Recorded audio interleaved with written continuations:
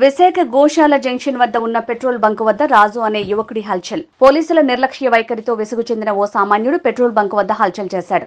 Gas cylinder lighter తీసుకొచ్చి petrol bunk వద్ద petrol tanker unload జరుగుతున్న సమయంలో గ్యాస్ సిలిండర్ ఓపెన్ చేస్తారంటూ హల్చల్.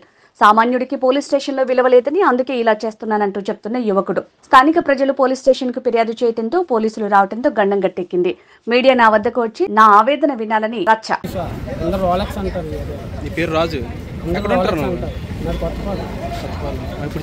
గోపాలపట్నంలోను నెల అడ్వాన్స్ ఉంటుండగా నెల అవ్వకముందు మా ఆవిడని 9 నెల మొన్న 3 days కిందట మా ఆవిడ మా పాపను కన్నా 2 రోజుల కిందట, ఎక్కువ రోజులు కాదు. కంత వాళ్ళు ఏంచి 1 రోజుల కిందట అడ్వాన్స్ ఉంటుండగా బయటికి తోస్తారు. అలాంటి ప్రెగ్నెన్సీ ఆడు తోసి ఆడు మాట్లాడిన మాటలు ఎలాగంటే నన్ను చంపేతానని. వాడు మా ఆవిడకి పడిపోతే నేను చేస్తాను రా అని ఉంటాను. ఆడికి ఎంత లాపోకరు ఆడికి. నొప్పులు వస్తాయన్నా నాకు కొంచెం ఇంట్లో సామాన్లు ఉన్నాయంటే నొప్పులు వస్తే రారా తీసుకురా నేను తగ్గిస్తాను అంటాడు. ఆడెవడు ఒక ఆడపిల్ల మీద అసలు ఎప్పటికీ లేదు.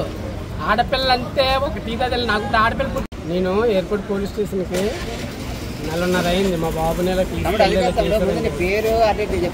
ఎవరు పట్టించుకోలేదు. కనీసం పట్టించుకోవడం కదా ఎవ్వరు లేరు.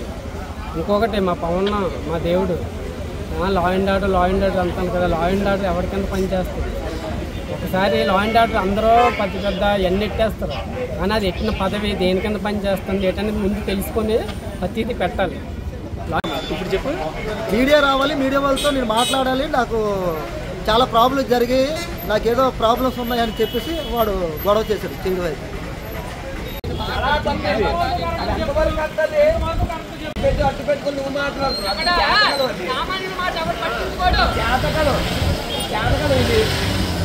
ఇది పెట్టుకొని ఒట్టు మాట్లాడటం కాదు. నిజాయితీ నువ్వు నిలబడి